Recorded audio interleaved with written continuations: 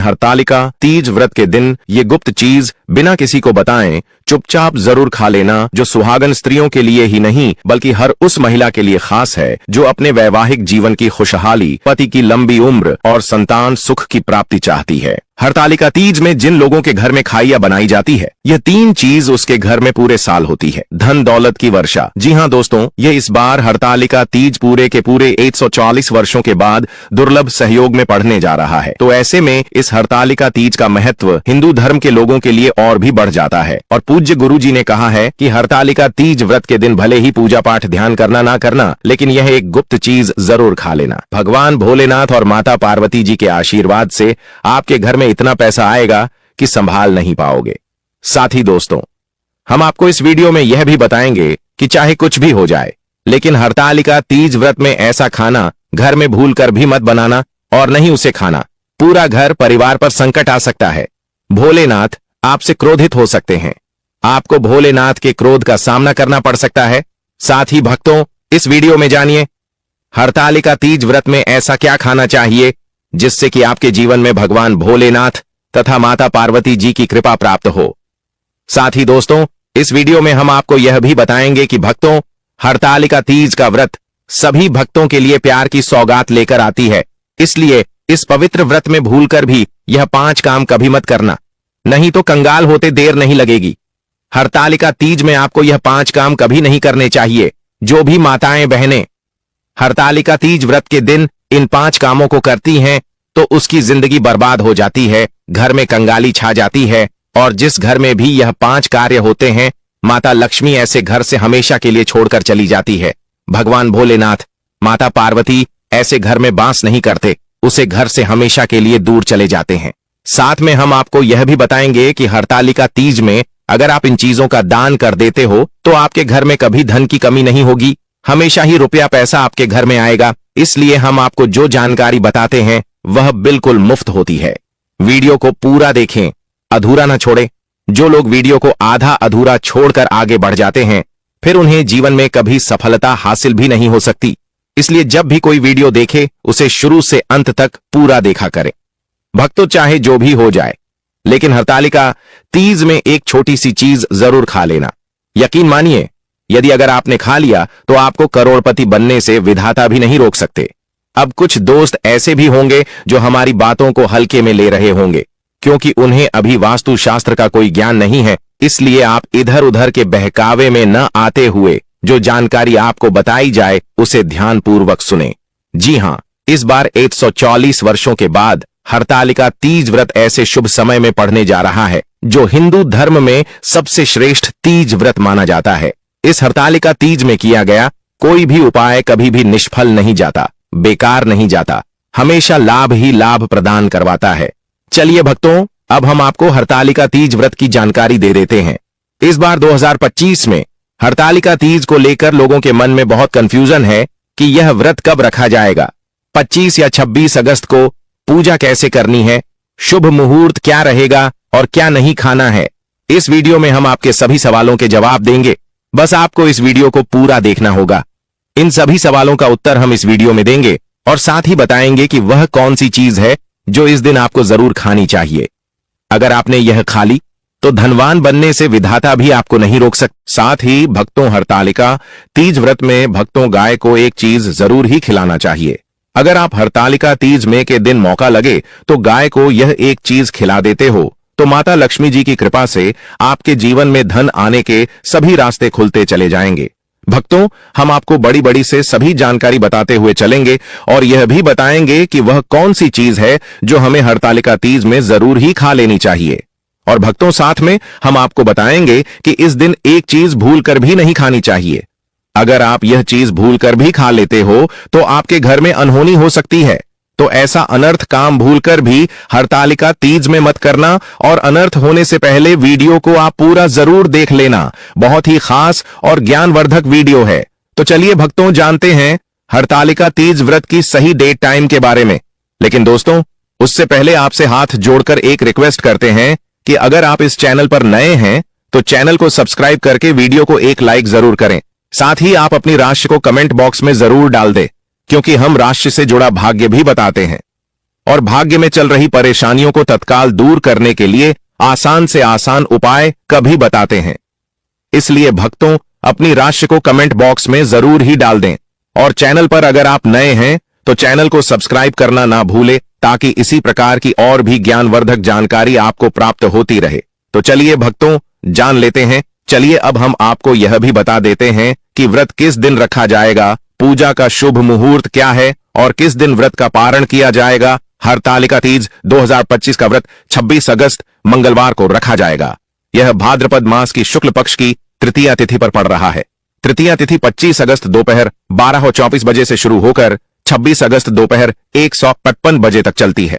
चूंकि व्रत सूर्योदय 26 अगस्त से माना जाता है, इसलिए यही दिन व्रत रखा जाएगा। पूजा का शुभ मुहूर्त सुबह का मुहूर्त 26 अगस्त को सुबह 5:56 बजे से 8:31 बजे तक।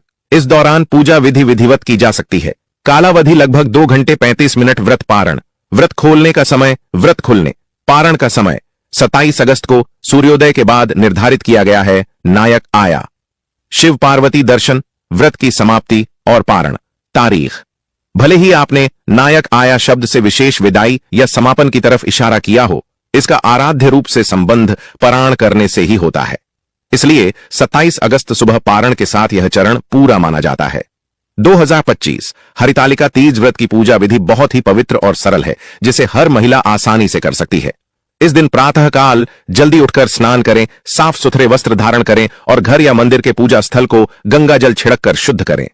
पूजा के लिए सामग्री जैसे भगवान शिव, माता पार्वती और भगवान गणेश की प्रतिमा या चित्र, पूजा की चौकी, मिट्टी की वेदी, कलश, जल, नारियल, लाल चुनरी, बेलपत्र, दूर्वा, रोली, चंदन, अक्षत, पुष्प, धूप, दीप, अगरबत्ती, सुहाग सामग्री जैसे चूड़ी, बिंदी, कंघी, सिंदूर, मेहंदी आदि, फल, मिठाई और नैवेद्य पहले से एकत्रित कर सबसे पहले पूजा चौकी पर भगवान शिव पार्वती और गणेश जी की मूर्तियां या चित्र स्थापित करें। फिर कलश में जल भरकर उस पर नारियल और आम के पत्ते रखकर उसे स्थापित करें।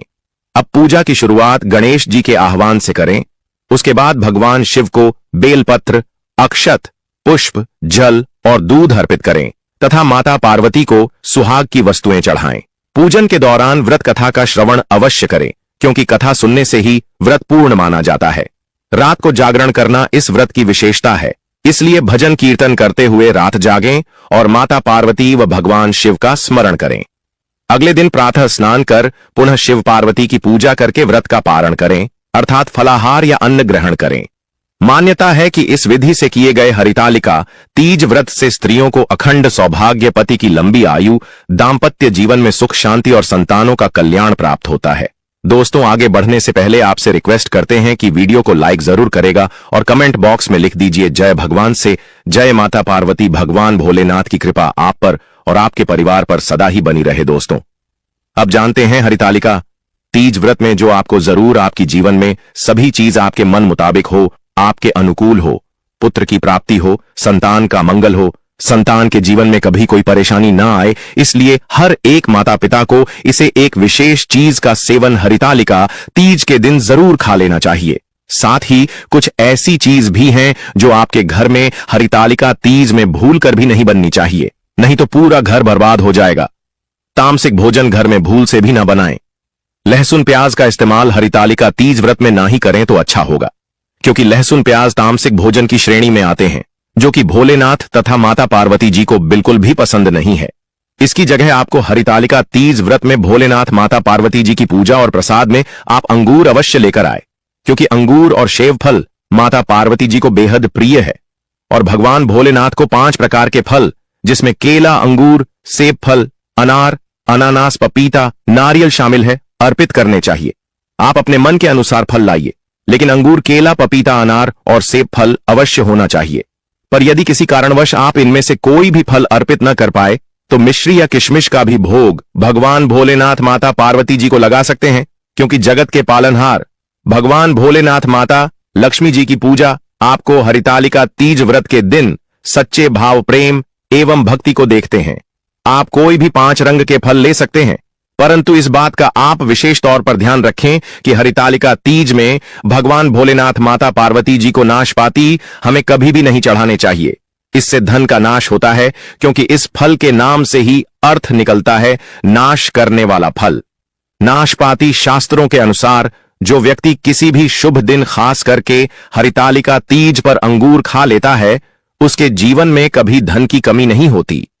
हरितालिका तीज में अंगूर में साक्षात माता पार्वती तथा भोलेनाथ जी का आशीर्वाद विद्यमान होता है। माता पार्वती जी का आशीर्वाद होता है, इसलिए दोस्तों आप अंगूर अवश्य खा लें। साथ ही साथ इस पवित्र हरितालिका तीज में भगवान भोलेनाथ को गन्ना अवश्य अर्पित करें। यह बहुत ही शुभ और मंगलकारी माना जाता है। पर यदि आपको इस समय गन्ना ना मिले तो आप गुड़ और चने की दाल का भोग भी भगवान भोलेनाथ को अर्पित कर सकते हैं। साथ ही साथ यदि गणना अथवा गुण इस दिन आप खा लेते हैं तो आपके जीवन में कभी भी धन की कमी हो ही नहीं सकती। हरितालिका तीज पर माता लक्ष्मी जी को 5 रंग की मिठाइयां अवश्य अर्पित करें। साथ ही इस दिन माता लक्ष्मी को मखाने जरूर चढ़ाने चाहिए। जिस तरह मां लक्ष्मी की उत्पत्ति समुद्र से हुई थी, उसी तरह मखाने की उत्पत्ति भी जल से हुई थी। मखाने भी कमल के पौधे से मिलते हैं। धर्मशास्त्रों के अनुसार कमल के फूल और मखाने को बहुत ही शुभ माना जाता है। आप तौर पर मखाने की खीर बनाकर भगवान भोलेनाथ तथा माता पार्वती जी को अर्पित करने से घर में धन धान्य के भंडार भरे रहते हैं। हरितालिका तीज व्रत की पूजा में भगवान गणेश को जो भी व्यक्ति दूर्वा घास अर्पित करता है तो उसे कोई भी गरीब नहीं बन सकता। ऐसा व्यक्ति स्वयं ही धनी हो जाता है। इस पवित्र हरितालिका तीज व्रत में प्रसाद के रूप में दूर्वा घास अवश्य लाना चाहिए और पूरे परिवार को खिलाएं। भगवान गणेश की कृपा हमेशा आपके परिवार पर बनी रहेगी। जो व्यक्ति हरितालिका तीज के दिन शिवलिंग को खीर अर्पित करता है या पंचामृत से शिवलिंग को स्नान करता है, पंचामृत में दूध, दही, घी, शक्कर, शहद, गंगा जल होना चाहिए, तो ऐसा करने से उसे मनुष्य की कुंडली के सभी ग्रह नक्षत्र उसके अनुकूल हो जाते हैं। उसे धनी होने से कोई भी नहीं रोक सकता। भगवान भोलेनाथ को अर्पित करके प्रसाद स्वरूप में पूरे परिवार को यह जरूर खिलाएं। इससे बंद किस्मत के ताले भी खुल जाते हैं। धन संपन्नता, ऐश्वर्य उसके जीवन में हमेशा वास करते हैं, आपके आशीर्वाद देते हैं। भगवान भोलेनाथ बड़ी प्रसन्न हो जाते हैं। वैसे तो भगवान भोलेनाथ बड़े ही बोले हैं, थोड़ी सी पूजा पाठ से ही अपने भक्तों से प्रसन्न हो जाते हैं। जहां तक कि रक्षा काल में भी भगवान भोलेनाथ ने अपना आशीर्वाद दिया है, और हम तो केवल एक साधारण इंसान ही है, तो भोलेनाथ आपसे जरूर ही प्रसन्न होंगे और आपको धन सुख के स्वर्ग का आशीर्वाद प्रदान करेंगे। भक्तों, शास्त्रों में बताया जाता है कि हरितालिका तीज के इस पवित्र व्रत के दिन धतूरा और सीताफल जरूर खाना चाहिए। सीताफल खाने से 10 ऐसी बीमारियां हैं जो खत्म हो जाती हैं। माना जाता है सावन के पवित्र महीने में सीताफल का घर में प्रवेश होना बाद ही शुभ माना गया है, क्योंकि इसमें माता पिता का आशीर्वाद मिला हुआ होता है। माना जाता है भगवान राम के वनवास के दौरान माता सीता ने यही फल खाया था। हरितालिका तीज के दौरान उसे दुखों का सामना नहीं करना पड़ता। सीताफल आपको जरूर खाना चाहिए। भगवान भोलेनाथ बड़े ही प्रसन्न होते हैं और आशीर्वाद देते हैं। लेकिन याद रहे, जब भी हरितालिका तीज के दिन आपको भूलकर भी बैंगन की सब्जी मत खाना, पाप लगेगा। बंद जूस नहीं पीना चाहिए तो याद रखें उसमें नमक न डालें, नहीं तो व्रत टूट जाएगा। साथ ही साथ जूस में बर्फ भी नहीं डालनी चाहिए। फलों का सदा जूस पीने से व्रत सफल होता है। हरितालिका तीज पर वह ऐसी कौन सी चीज है जो घर में कभी नहीं बननी चाहिए, नहीं तो पूरा घर बर्बाद हो जाएगा। किसी भी व्यक्ति को ऐसा खाना नहीं खाना चाहिए। ऐसा खाना घर में बनने पर माता लक्ष्मी घर का त्याग कर देती है। भगवान भोलेनाथ क्रोधित हो जाते हैं।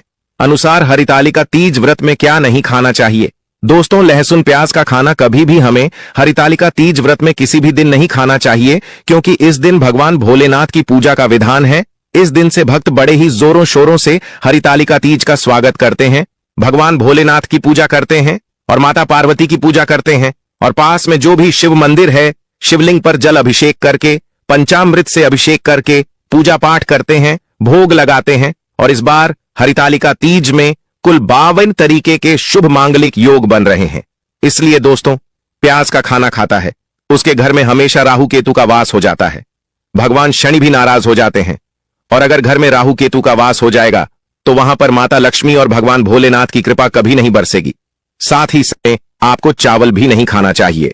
चावल खाना शुभ नहीं माना जाता, तो आप साबूदाने की खीर अथवा मखाने की खीर भगवान को अर्पित करें, और यह बात आपको हमेशा ध्यान में रखनी चाहिए। आप बाकी दिनों में चावल या लहसुन प्याज खा सकते हैं, हरितालिका तीज पर लहसुन प्याज का खाना कोई भी मत खाना। छोटे छोटे बच्चे या गलतियां अक्सर कर देते हैं। अक्सर बाजार से डिब्बा बंद खाना खा लेते हैं या कुरकुरे आदि खा लेते हैं जिनमें लहसुन प्याज होता है। इसलिए कम से कम हरितालिका तीज के इस पवित्र व्रत में चीजों से दूर रहे। क्योंकि दोस्तों, अगर आप ही सोचिए, आप खास तौर पर हरितालिका तीज पर राहु केतु को अपने घर में बुलाएंगे या फिर श्री भगवान भोलेनाथ को, इसलिए अपने घर को बर्बाद जमबूझ करना करें कि भगवान भोलेनाथ की कृपा प्राप्त करने के लिए, उनका विशेष आशीर्वाद प्राप्त करने के लिए पीली चीज घर में इस दिन अवश्य बनानी चाहिए। जैसे कड़ी पकोड़ा पीला हवा अवश्य बनानी चाहिए, क्योंकि इस दिन पीला रंग स्वर्ण माना गया है तथा सोने चांदी के समान माना गया है, जिसे हम पीतांबरी कहते हैं। इसलिए आप खुद भी इस दिन पीले वस्त्र धारण करें। इससे आपको भगवान भोलेनाथ, माता लक्ष्मी जी के साथ साथ माता पार्वती जी का विशेष आशीर्वाद प्राप्त होगा। इसी के साथ आपको भक्तों एक बात तो याद रखना ही चाहिए कि सावन के इस पवित्र महीने में भूलकर भी हमें किसी से भी कर्ज नहीं लेना चाहिए। यदि हम इस हरितालिका तीज में किसी से कर्ज ले लेते हैं तो पूरे साल भर हमें कर्ज में डूबे चले रहना होगा। इसलिए हरितालिका तीज का त्योहार आप कर्ज मुक्त होकर ही बनाएं। साथ ही शास्त्रों में यह उल्लेख है कि माता पार्वती, भगवान भोलेनाथ उसी के घर में वास करते हैं जो सच्चे हृदय से भगवान भोलेनाथ को बुलाते हैं, माता लक्ष्मी को बुलाते हैं।